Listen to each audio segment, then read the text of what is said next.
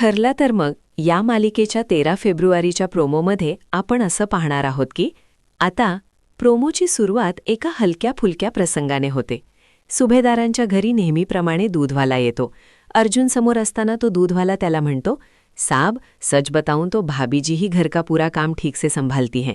हे ऐकून अर्जुन थोडा गडबडून जातो आणि त्याला टोकतो, भाई आप सिर्फ दूध दो, बाकी बातें मत करो.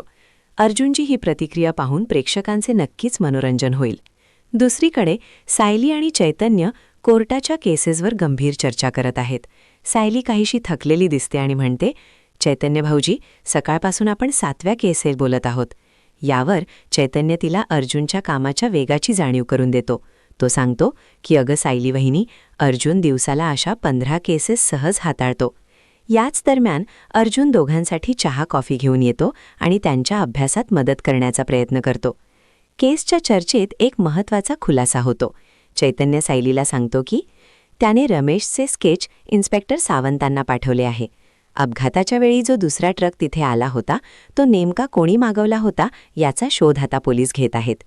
जर तो रमेश पोलिसांच्या हाती लागला तर खऱ्या गुन्हेगारापर्यंत पोहोचणे सोपे होईल. नेहमीप्रमाणे प्रिया ही चर्चा चोरून ऐकत असते. सायली आणि चैतन्य रमेशपर्यंत पोहोचणार आहेत हे कळताच प्रियाच्या पायाखालची जमीन सरकते. आता ही बातमी ती तातडीने नागराजला सांगणार हे निश्चित आहे. प्रियाकडून माहिती मिळताच नागराज स्वतःला वाचवण्यासाठी रमेशचा कायमचा काटा काढणार का, की अर्जुन आणि सायली त्याआधी रमेशला शोधून काढतील, हे पाहणे उत्सुकतेचे ठरेल. अशाच अपडेट्ससाठी पाहत रहा ठरलं तर मग. हा प्रोमो इथेच संपलेला आहे. भेटूया पुढील भागात. तोपर्यंत नमस्कार.